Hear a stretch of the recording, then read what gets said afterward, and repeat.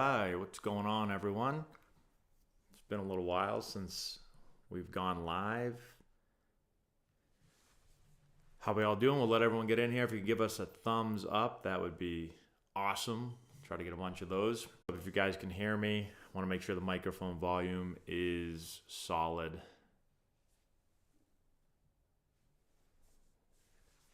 Oh, and we already have a Patriots question. Is it wrong to do a Patriots question first and not a baseball question? Because I've been asking myself the same question all day long. Why are the Patriots not making... I'm the most optimistic Patriots fan of all time, but this is the first year where I'm getting very nervous. Very, very nervous. Yeah, you like that, Jason? A little WWE intro? All right.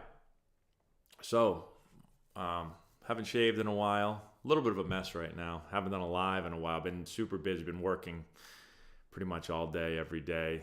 And answering some questions for you here. Don't forget, give us a thumbs up. That'd be awesome if you could. We'll get a whole bunch of people in here tonight talking some baseball. Should kids throw curveballs? Yeah, so we have our younger players throw curveballs. I just make sure they throw them correctly. We definitely work on establishing a fastball first and fastball command. I think that's super important. But and we're not against players throwing curveballs as long as they throw them the right way. Let's see here. What's your take on Legion Ball? Is it a viable place to play, or do you think it's irrelevant? I think it depends on the part of the country that you're in. I know in our area, Legion Ball has kind of started to, not started to die down. It has definitely died down from when I was younger. There's still some solid Legion teams. So really, it depends on your area. I always say, like, you want to play for the team that has the best players possible and plays against the best players possible, and that might be Legion for you. It might not be. So it really depends. Let's see here. Are baseball players from the Dominican Republic the best players in the MLB? Well, there's definitely a lot of great Dominican Republic players, or Dominican players, but there's a lot of great players from all over the world. If you've been watching the WBC, and again, it's been a long time. Pitchers are still ahead of hitters. This is still, spring. It's the beginning of spring training for players, so it's a really tough time to have this big of a tournament. It's tough to put a lot of stock into it, but there's great players from all over the country, or all over the world. Yeah, the Jets are definitely getting everyone Rodgers wants. Rodgers right now is like the GM of the Jets, the quarterback of who knows who. But it's funny. I've watched a bunch of WBC games on TV, yes. Haven't seen any live, but have seen them on TV. What's up, Leo? How you doing? Dan, high school tryouts are on Monday. So, speaking of high school tryouts, forgot about this. So I coach high school at Bishop Fenwick. It's a high school, private high school in Massachusetts. We start our tryouts on Monday. And we have a cool fundraiser. We're having a 50-50 raffle. I'm going to throw it up on the screen right here. Hopefully y'all can see that. So we're doing this 50-50 raffle. You have a chance to win $1,000. We're going to pick one winner. Winner gets $1,000. And if you want to help support our team and you want to take place in this raffle, which we're going to do once we sell all 100 squares. I actually just put this live about an hour ago, and I already sold a bunch of squares. I'm probably going to sell out of these 100 pretty quick, and then we might have 2 raffles. But if you would like to help our program, all the proceeds from this will go directly to our players in our program for a bunch of different things to help give them a really good experience. And then the winner of this gets interested in buying a square. Each square is $20. You can buy as many as you want. If you want to buy all 100, you can do that if you want. But if you'd like to buy some squares, just let me know. Shoot me an email, actually. That's probably the best way. And I'll confirm with you there, because we might have a bunch of people that want to buy these, and your number might go quickly. So I'll confirm the numbers with you. And then we're just having everyone pay through Venmo, and then I think we'll probably send you the $1,000 probably through Venmo. So let me know. Shoot me an email, matt@antonellibaseball.com. I'll give you this a couple times throughout the night. Going to try to get rocking and rolling here with our baseball program. I'm really excited about the high school season. So one of my favorite times of the year, coaching high school ball. There's something just different about high school baseball. I love travel ball, obviously, with Antonelli Baseball. I've been doing that for 10 years, but getting a group of high school kids for 2 months, 2.5 months straight, it's pretty fun. So, no shave March, that's right. I've been too busy with baseball, so I haven't shaved. D. Porter, thank you so much for the super chat. It's very generous of you. Hey, Matt, just stopping by to show my support. Love your channel. Keep up the great work. Oh, I forgot to give you. Hold on 1 second, D. Porter. I got to give you our super chat. Hold on. The ball hit high and deep. Catch. At the wall. He looks up. You can put it on the board. Yes. Yes. You can put it on the board. Thank you, D. Porter. Let's see here. What other questions? What did I miss? How do you stop leaning forward during the end of your swing, during your finish? So we make a bunch of videos on this, and we talk about the upper body and how the upper body has to work. And a lot of times, if you're forward, it could be because of it could be a couple different things. But the first one is when you start to stride, you start to push. So you push off your back leg, and your head gets basically in front of your belly button. It starts to get forward, and that's going to be really hard to then get behind the ball. So that could be the first thing. And the second thing is some players, when they go to rotate, they want to go forward when they start to turn. And you've got to feel your upper body start to work back. And that's how you keep your head back behind the ball. If you watch any really good hitter in the major leagues and you stop them, I have my alarm going off telling me to go on live, but I'm already on live. If you stop a video of a major league player right when their foot's about to hit the ground and they're about to rotate, and then you circle their head never goes forward. It stays there, or usually it just goes back just a little bit. And that's because their upper body is working back. So the legs moving forward, turning forward, and the upper body's working back. So those are really the two things I would keep an eye out on. We have another super chat, everybody. Hold on 1 second here. I think we might have just hit a homer. The ball hit high and deep. Catch.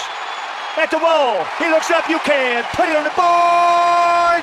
Yes. Yes! You can put it on the board, Evan. Thank you so much, Evan. Have you ever coached a football quarterback who plays baseball in the spring? Yes, I have, definitely. Do those skills apply well to pitching and vice versa? So, Ebert, we've got Deacon Robillard. I could name a ton of them. Hank, a good quarterback, used to pitch, doesn't really pitch anymore. So it really depends. I don't know if they completely apply. You have Patrick Mahomes, who's a great quarterback, great pitcher, but I've seen some guys that don't do it. So, but typically a good arm is a good arm. Although it's interesting in my case. Oh, Laura's coming down to grace us with her presence. Maybe she'll come on over here. Come on over, Laura. Come on, everyone get a Laura chant going. She's just staring at us. She doesn't want to come say hello, though. Hi, Takumi. Yeah, so it really depends on the player. I could throw a baseball really well and couldn't throw a football at all. They tried me at quarterback in high school. I threw an interception in my first ever high school pass. I remember it clear as day. Waggle right, little waggle, fake the handoff, just kind of run a little bootleg out there, and I got my backside, I think it was tight end, just running right across the field. And I hit the middle linebacker right in the chest. Just threw it right to him, right in the chest. And I didn't play quarterback much longer after that, thankfully. But thank you, Evan. Thank you for the super chat. I appreciate the support. Let's see here. Using Blast Motion, what metric do you focus on the most? So we use a bunch of the metrics, but I think what I probably use the most with our players are probably the simplest ones on there. So we use bat speed. I think bat speed's hugely important. It's one of the core things that we talk about. The faster you can swing, the harder you can hit it. If you want to play at a high level, you got to be able to swing fast. You got to be able to hit the ball hard. Those aren't the only things that determine if you're good or not as a hitter. Bat speed's one of the components. Bat path is another huge part. So we look at attack angle a lot with the blast motion as well. Those are probably the two biggest things that we look at. You have time to contact. You've got a bunch of other things you can look at. You got vertical bat angle, which gives some interesting stuff. But I would say to keep it simple for our players, especially our young players, we look at bat speed, we look at attack angle, because that gives you an idea how fast you're moving the bat and what direction you're moving the bat. So what your bat path looks like. Thoughts on the scissor method with the back foot. So I typically talk about the back foot being kind of a non-teach as far as a follow-through, because you'll see some players kind of scissor back. You'll see some players, come off the ground and go right back down. You'll see some players come off the ground and come forward. You'll see some players not come off the ground at all. You can find a bunch of major league hitters and see a bunch of different things. And so I don't force a player to use that scissor method. I don't coach it out of a player either. So for me, it's a little bit of a non-teach because I see so many players do different things. Have you ever read Ted Williams' book on hitting? I did. I have his book right over there on my bookshelf, and I've read it many times. And I think it's a really, really good hitting book, especially for when it was written a while ago. But I'd recommend that to anyone that has an interest in hitting. I went to USA versus Mexico instead of against England. I was pissed. Yeah, that was a rough one. Baseball, had a lot of baseball. So my son and I stayed up and watched the USA Great Britain game. And we did not stay up and watch the Mexico game. I saw very little bit of that, but didn't end up going very well for the U.S. Do you know how the D3 Ivy Leagues recruit baseball players? So by D3 Ivy, do you mean the NESCACs? Because that's typically like the NESCAC league is basically considered like the Ivy of D3. And I do know how they recruit. We have a lot of players that play in that league. They recruit very similarly to how the Ivies recruit. Probably going to get a player that's just a little less talented, but there's a lot of really, really good players that play in the NESCAC league. So, but I wouldn't say that they recruit any differently. You got to be really smart. You got to be a really high academic, really good student to give yourself a chance to play. And you got to be really talented. There's not a lot of college roster spots open in today's game compared to what there were 10 years ago or even 5 years ago. A lot of players that 5 years ago would be playing in the Ivy Leagues are now playing in the NESCACs. A lot of players 5 years ago that would have been playing in the NESCACs are not playing there anymore because the level of play is just going up. The players are getting better. So still got to be a really good player to play there. What percentage of baseball is physical and how much is mental? Yeah, it's a tough question. People will say like, oh, it's 90% mental. That's not true, because if you have no physical ability, I don't care how strong of a mental game you have, you're not going to be very good. But at the same time, I've seen really, really physically gifted players not have the mental ability to play. And I've seen firsthand how my physical ability all in my head, but looking back, I'd look at my swing and I'd be like, man, it wasn't in my head. My swing was terrible. So I don't know which one you want to give more, the higher percentage to, but I think you need to have both. And I think you need to have the physical and you need to have the mental.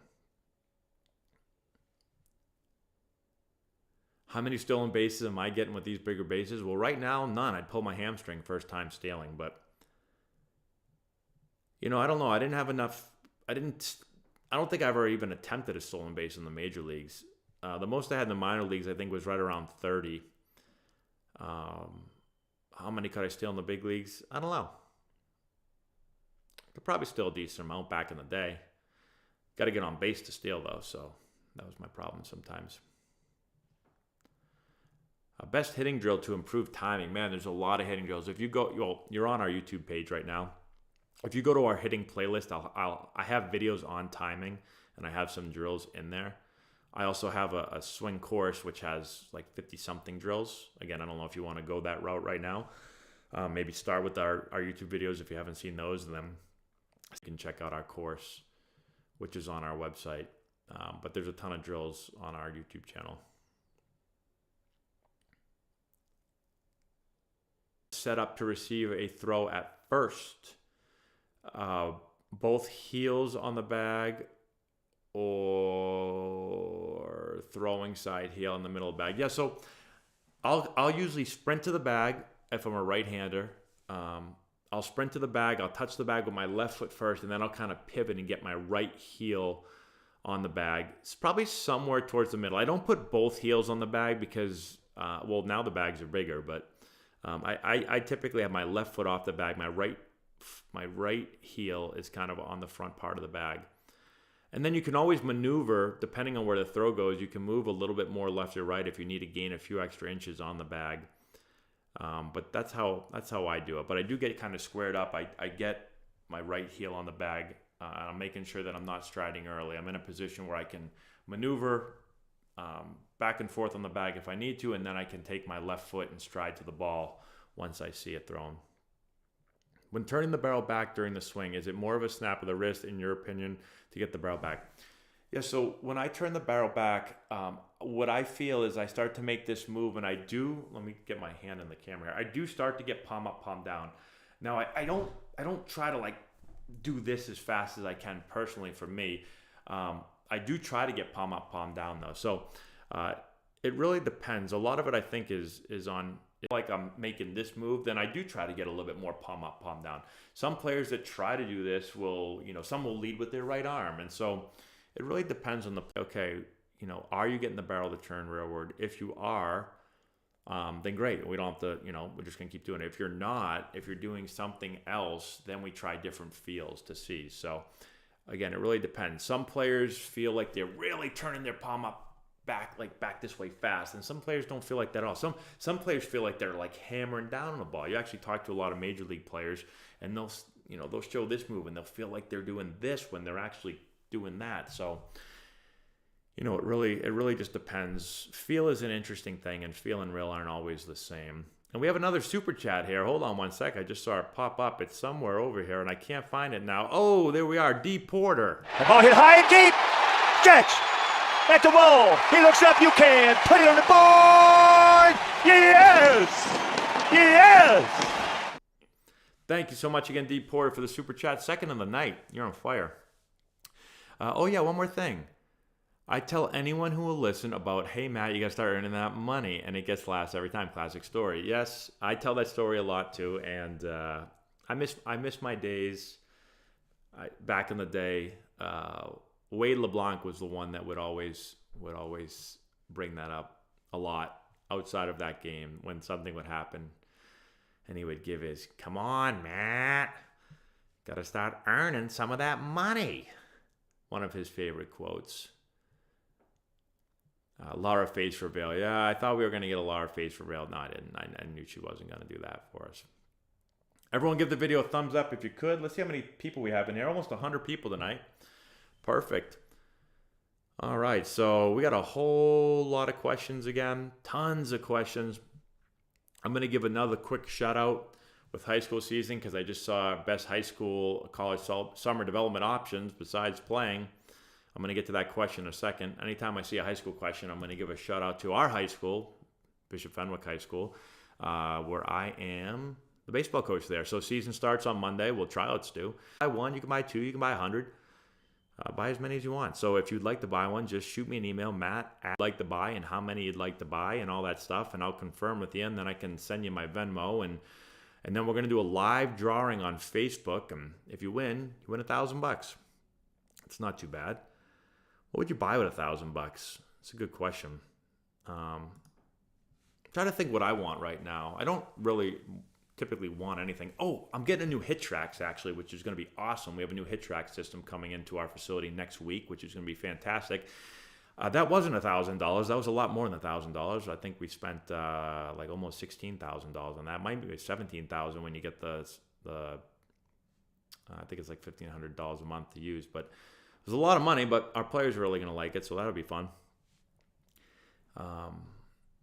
Yeah, what would you buy with $1,000? The only other thing that I want right now is I want an Apple Watch because I like when baseball season starts. I like to be able to, have my timer and have everything kind of set on my watch. I use that a lot. And I bought a new Apple Watch. Well, actually, Laura got me one for Christmas a couple years ago, and it disappeared. I'm still convinced my kids took it and hid it somewhere. I can't find it. I don't take my watch off anywhere other than the house, and I can't find it. I haven't found it in 2 years. So I got it for Christmas and lost it 6 months later, and I never lose anything, but we can't find it.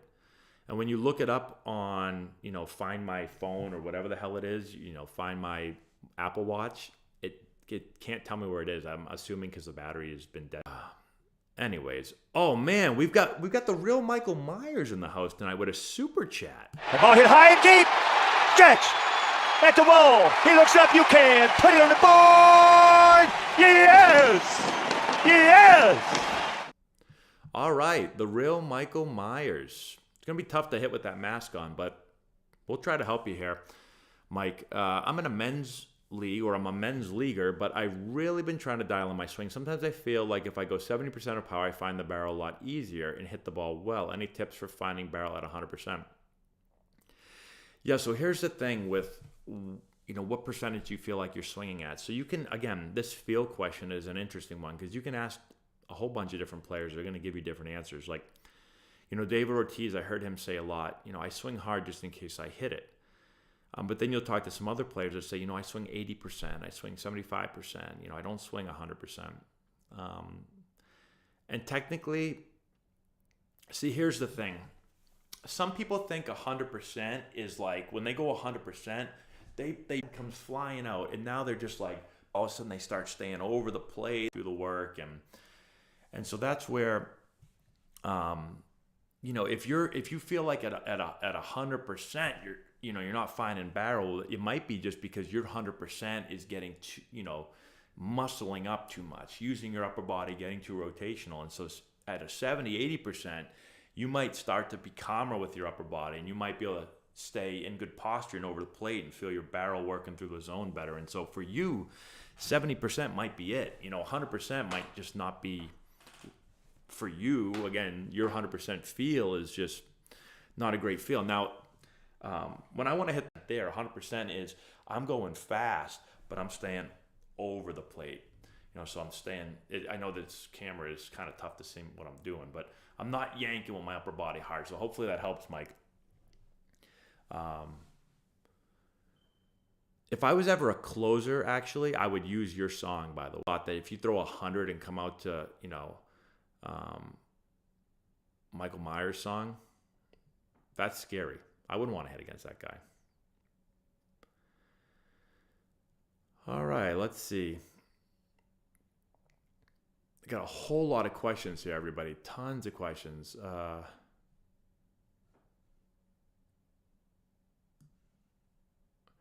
Who was the coach that told me to shave my effing face? Good question there. I've never told anyone that. I don't think I have. But that was Frank Menachino. I don't think I've told anybody who said that. He was the best. Let's see. Okay, so Shane, I didn't answer your question before. I kind of started to read it. Best high school, college, summer development options. Besides playing, Driveline, Florida Baseball Ranch, etc. All well known. What are your opinions or options? High level coaching, at-bats, strength and speed, etc. So those are great questions. And we've actually thought about, for a time, we thought about building one of those at Antonelli Baseball. The hard part for us with building one of those is our busiest time of the year is the summer because I'm coaching all summer. We have teams, we have high school teams playing. So, I actually don't know the answer for you. I know guys that have worked at all those places, and I've heard great things about all of them. Driveline, Florida Baseball Ranch. I personally don't have any personal experience with them, unfortunately. But I think they all do a really good job. I don't think you'd go wrong with any of those. And I wish I could give you a more detailed answer, but I haven't been out there, and so I don't know. And you're right. Yogi Berra did say that baseball is 90% mental, the other half is physical. So that has to be the right answer. What do I recommend to improve the batting of 10-year-olds?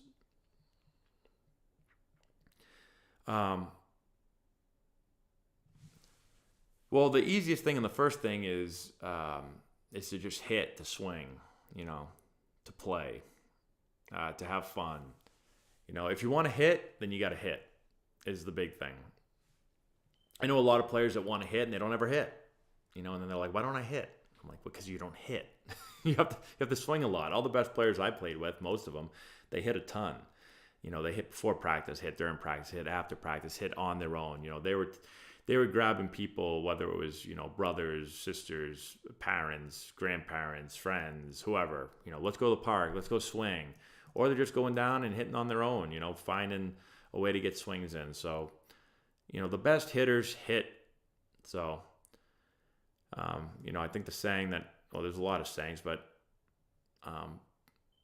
players that hit often, hit often. So that's my first tip.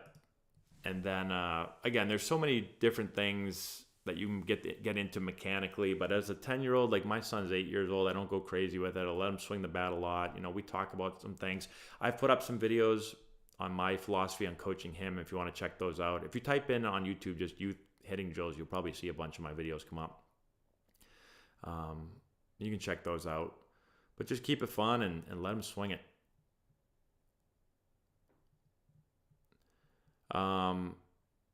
So this kind of goes hand in hand. It says, what should I do to practice switch hitting? Practice switch hitting. You just have to hit both ways. It's really hard to hit. It's hard to be a switch hitter. You got to put in a ton of time. It's hard to be, just a right-handed hitter or just a left-handed hitter. But if you want to hit both ways, you got to swing double. It takes double the amount of time, but you got to be willing to put in a lot of work. That's the biggest thing.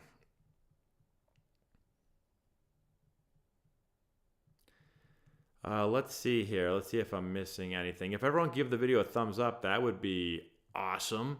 How many people are in here? Yeah, we got about 70 something in here still. Very good. Thanks for hanging out, everyone. Let's see here. If a random international team called me tomorrow and said, hey, we need you to suit up at second base, what would you say back? I'd say my back hurts. That's probably what I'd say. I don't think I'm going to play anywhere. Depends. Trevor Bauer just got a contract for like what, $4 million with incentives or something like that. I mean, hey, I'll take that. Sure, why not? What was it like in the show to be able to wake up and play daily? Yeah, great question. It should be the best. It should have been the best time of my life. Actually, it was a nightmare. If I'm going to be completely honest, I was struggling. It's not fun to not do well at baseball.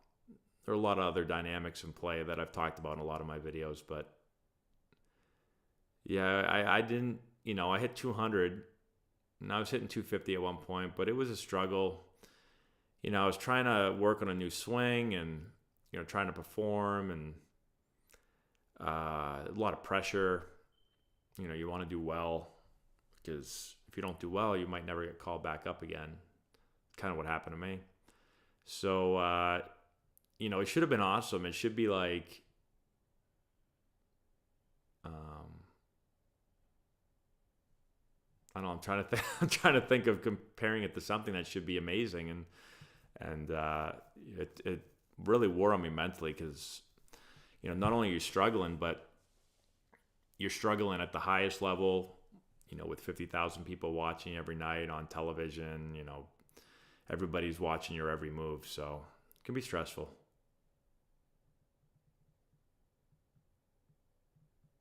Why would I be hitting a lot to the opposite field even when it's not an outside pitch? Well, what's probably happening is you're probably not releasing your barrel. One, you could be late, and if you're late, you're going to hit the ball the opposite field a lot, but you also could not be releasing your barrel. And by releasing your barrel, I just mean, if I take this marker right here, so let's see if I can show you. So as your barrel, right? So let me get here. As the ball's coming in, your barrel's got to be released. Boom, to square the ball up, right? If your barrel never releases, if it just stays back here, you can see the ball's going to go off to right field. As the barrel releases, bang, it's going to go center field, and then it's going to go left field. So you might not be releasing your barrel. Why you're not releasing your barrel? Sometimes it's the rear arm. Rear arm gets in front, barrel drags, never gets released. Barrel really can't get released until the hands catch up with the rear elbow. So if your rear elbow is leading, you can't release the barrel and you block everything off to the opposite field. So that could be one of the issues. It's hard without seeing your swing, but It's probably timing. You could be late, but again, a lot of times it's just players, they're not able to release the barrel, or your swing, could be long. So again, you want to catch the ball out front, but you can't because your swing's long and slow. I'm giving you a lot of different things because I haven't seen your swing, but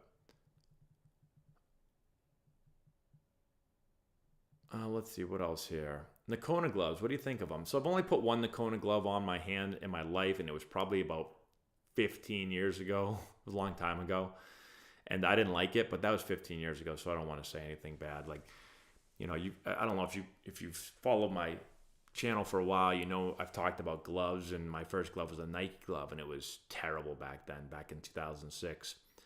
And I don't want to say that they're still terrible because I haven't put a Nike glove on my hand in forever, but I still have my Nike gloves downstairs, and if I went and put one on, I'd throw up because I hated them back then.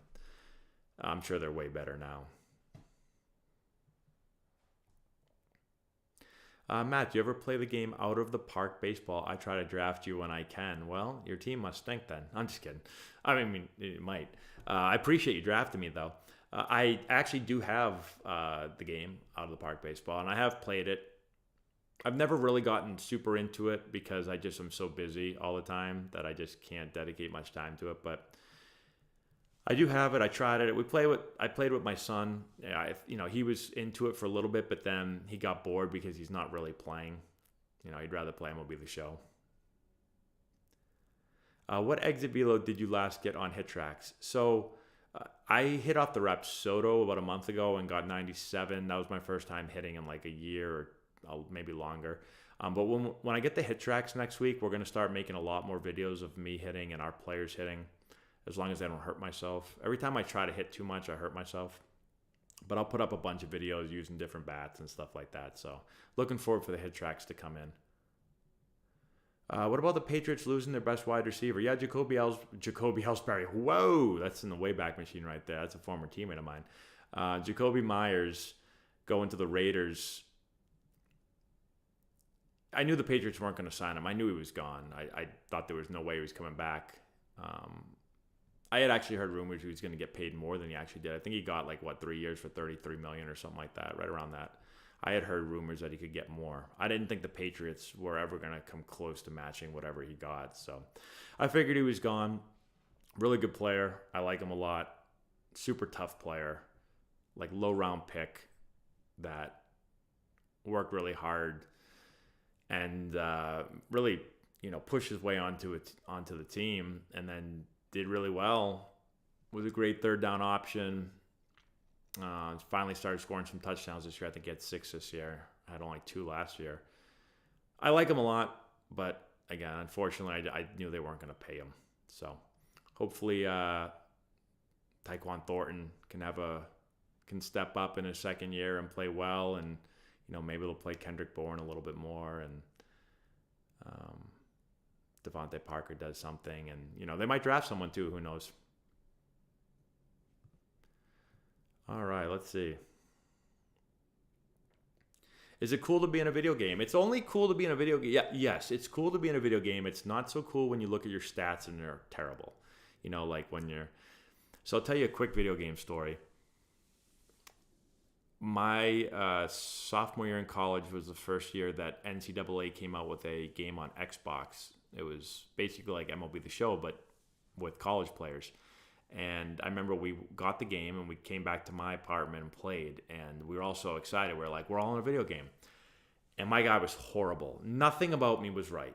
I was the slowest player in the world.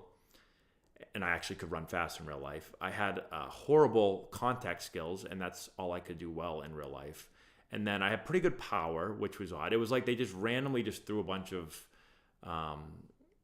not stats, but attributes on me. And I literally played, we played it one time, and I was like, this game's horrible. I'm the worst player in the world, and I never played it again. I was so excited for that game, to be in that video game too. But yeah, it's fun to be in a video game. Not fun when you're not great. The coolest part about being in a video game is in spring training, what they do is they sit you down like this. They sit you in this chair, and they take this camera, where's my hand, and they make you sit still, and they go, and it goes all the way around your head, and that's how they kind of get your head, your face and stuff into the game. So we used to do that in spring training, which was kind of cool.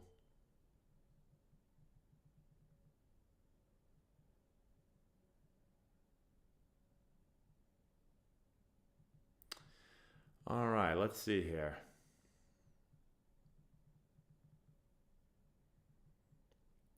At what age do you get deeper into hitting mechanics, or is it little by little?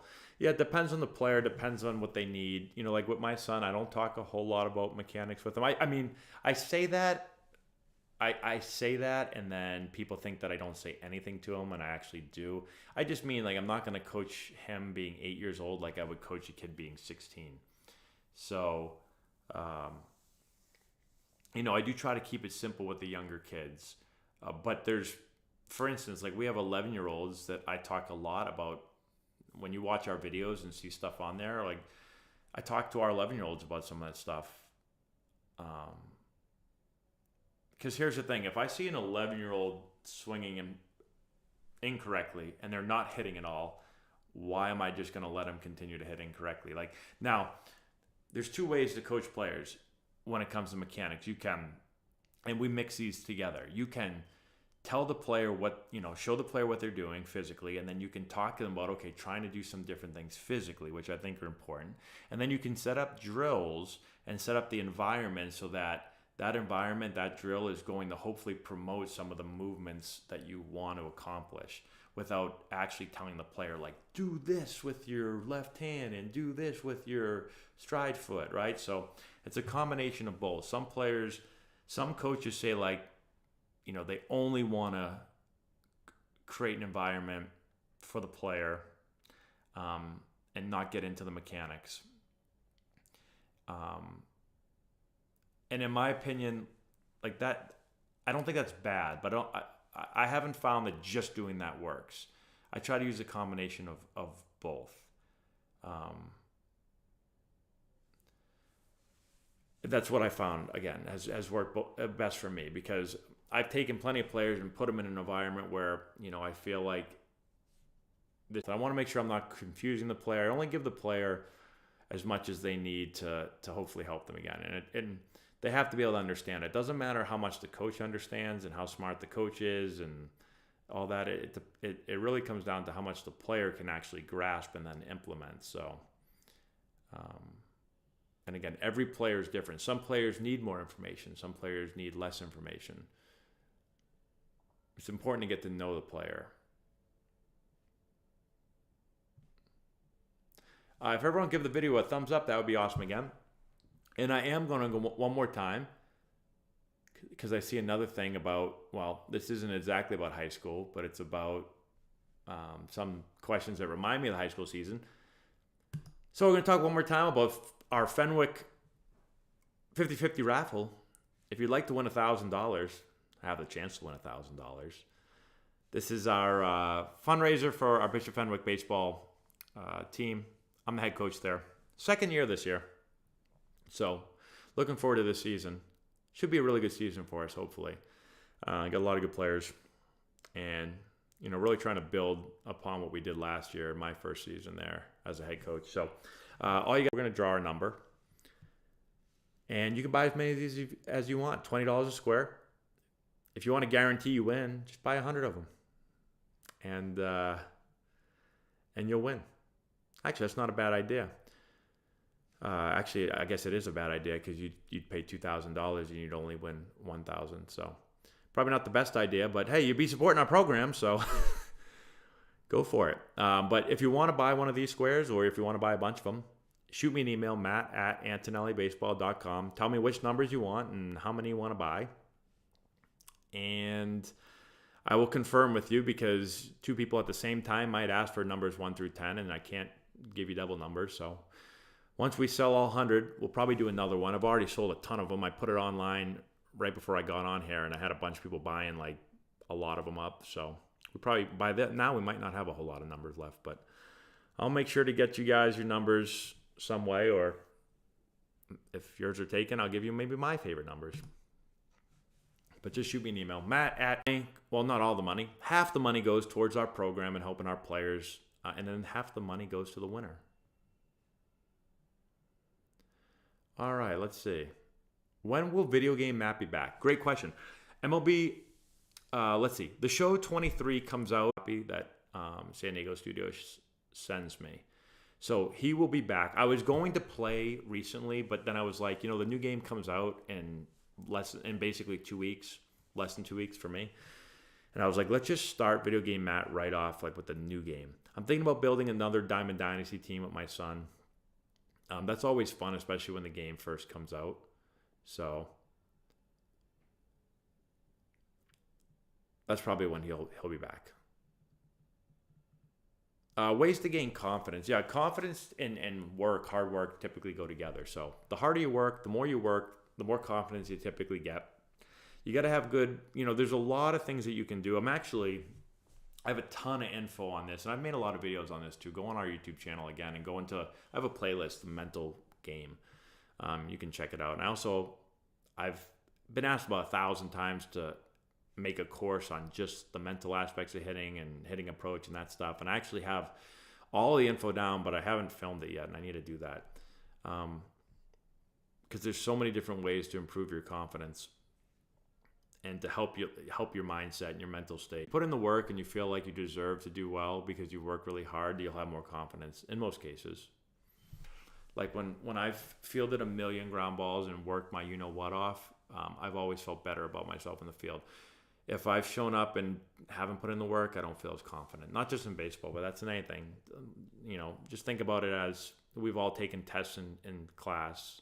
If you study and you've not just crammed, but you've actually studied and you've paid attention in class and you put in the work, you feel pretty confident when the test starts. And then on the flip side, if you've not paid attention in class, like I did some years in college, and you're playing fantasy baseball instead of paying attention, that's not advice for all the kids in here. You should not do that. Pay attention in class. But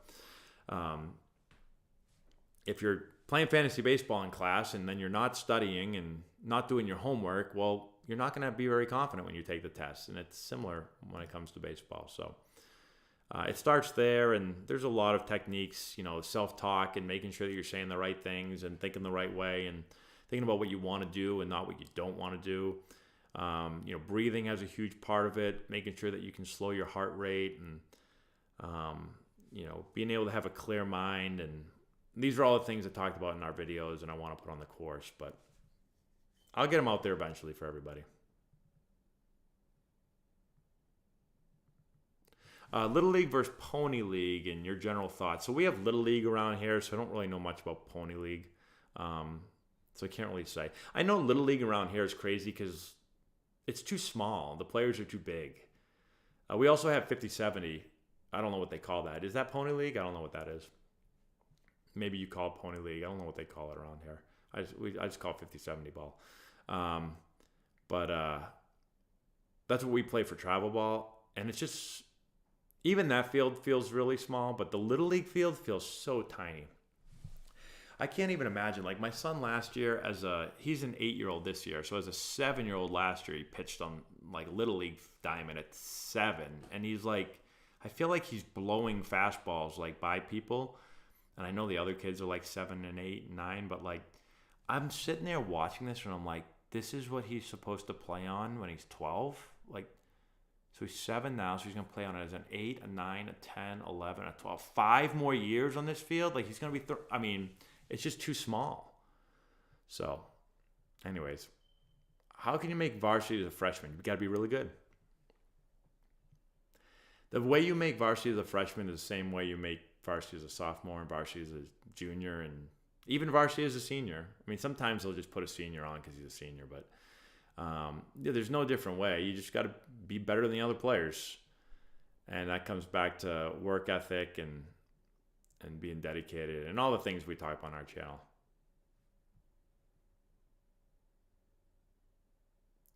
If you're 15 and you can't play high school ball because you're homeschooled, how do you get recruited? So actually, most recruiting goes on usually during the summer because colleges are playing during the spring. So they're not going to recruit a ton during the high school season. Almost all of our recruiting goes on in the summer. So you don't really have to even worry about it. But you do have to get out there and play summer ball. There's no doubt about that. Yeah, and that's what we have Anson Baseball for. it's not just for recruiting, it's to develop players, to have fun, to learn the game, but a lot of it is recruiting, and tons of recruiting goes on during the summer. Oh yeah, thank you, Bob. Everybody give the video a thumbs up if you can. That would be excellent. And we're going to talk here for another minute or so, and then I'm going to go watch The Last of Us, because Laura and I have been watching that, and we're a little bit behind. We're a few episodes behind. Don't tell me what happens, but I'm going to go watch that in a few minutes, because I've been working most of the day today, even though we had a ton of snow outside, so I didn't go into the facility, but I've been... it's a crazy time of year when it comes to administrative work and stuff like that, so... Are lacrosse balls good for at-home fielding work? Yeah, you can use lacrosse balls. I like racket balls or tennis balls. I like racket balls a lot. They're a little smaller. But really anything. Bro, well, so I stopped my 90-mile-an-hour throwing because I literally couldn't pick my arm up after I threw that one day off the mound. Like, what was I? Like 78, 79. I think the first bullpen I threw, I couldn't pick my arm up for like weeks and weeks and maybe even months. My arm finally doesn't hurt now, so I can't do that anymore. But I'll do the bat speed one. I want to get to 100-mile-an-hour exit speed. I got to 97. Again, that's really without... I didn't practice. I didn't work out. I didn't do anything. I just swung. So I think I can get to 100 miles an hour, but I'm interested in trying to see how fast I can swing. Throwing was not good. My arm... I've always gotten pain in my arm throughout the year, and then I think there's probably something wrong in my arm, because that one bullpen I was done. Yeah, I'll do a show review after I finish it.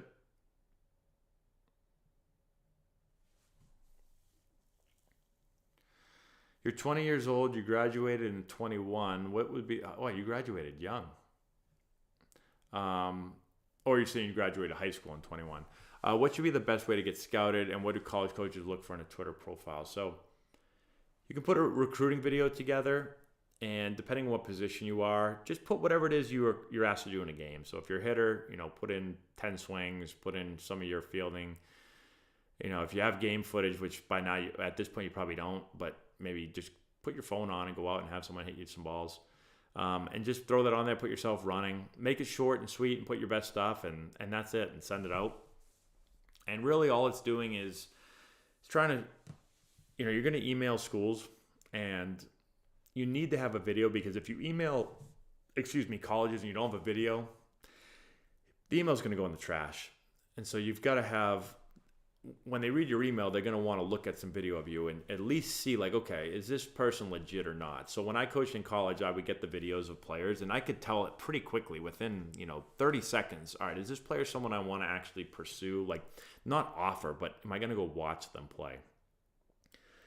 That's really what it is for. Now we had a player, Sean Sullivan, who now plays at Wake Forest, and he literally got offers throwing in like his sandals out in his backyard during COVID, which was crazy. I remember he sent me that video of him throwing, and I sent it to a bunch of colleges. I texted and emailed a bunch of colleges, and I was like, hey guys, this kid, Sean Sullivan, left-handed pitcher, blah, blah, blah. And I said, here's a quick video from throwing. This was literally during COVID. He's in his backyard throwing in like high grass into a net. I swear he had sandals on. And it was like nice and easy. And I remember, I think it was like mid-80s. And everyone was like, holy shit, like, that's a really good arm right there. And then COVID didn't end, but we were able to finally get together as a team after the world shut down for a couple of months. And his first bullpen, he was like 91. And I was like, oh boy, he's gotten a lot better over the last couple of months. And he got scholarship offers from like tons of schools around the country, and they never saw him pitch in person, all from video.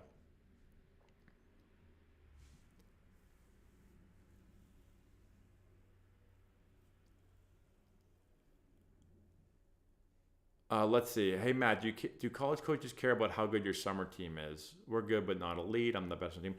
College coaches care about how good you are. You could be really good and you could play on the worst team in the world, and it doesn't matter. If you're good, they're going to like you. Here's the thing. When you play on a team with a lot of other good players, there's more chances that people are going to be there to watch a game. And so what you want is... for instance, there's been a lot of games where we've had a player play, right? So we've had a lot of good players over the years. So let's just say, I'm trying to think of an example. Let's say Avon Cabral, for example, because I'm just thinking of a player who tons of people came out and watched. He now pitches at Northeastern, and he's pitching great as a freshman right now. So when Avon Cabral pitched, everybody came to watch him pitch, and everybody asked me about him pitching. But when they came to watch Avon, they were watching him, but they also saw everyone else on the field. And so if Hayden Bond got up and, hit a home run, or if, Eric was actually our recruiter, but if Peyton Palladino, or if, somebody else, if Aaron Zenas comes in the game in relief, right, they came to watch Avon, but they're seeing all these other players. And there's been lots of times in my coaching career where a coach has come to watch a certain player, and then after the game, they come up to me and they said, hey, I like that guy, but who is this guy? I like this guy a lot. And they end up recruiting players never having the intention of going to watch them. They were going to watch a different player. So that's where having other good players in your team helps you. So I wouldn't say like, just because you don't have great players, you're not on a great team. It doesn't mean you're not going to get recruited. But it definitely does help if you have other good players in your team.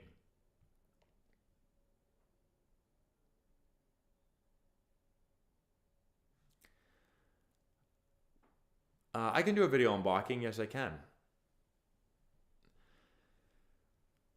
All right, everyone. And then the last question here is about, or same thing, playing against good teams. Yeah, same exact thing. If you're playing against good teams, same thing. Another schools, 30 schools are able to watch a pitcher throwing 93, and you get up and you take him deep, or you hit a rocket shot, or you have great at bats, and they say, "Wow, who the hell is that guy over there?" Right? So it's players in your team and players that you're playing against.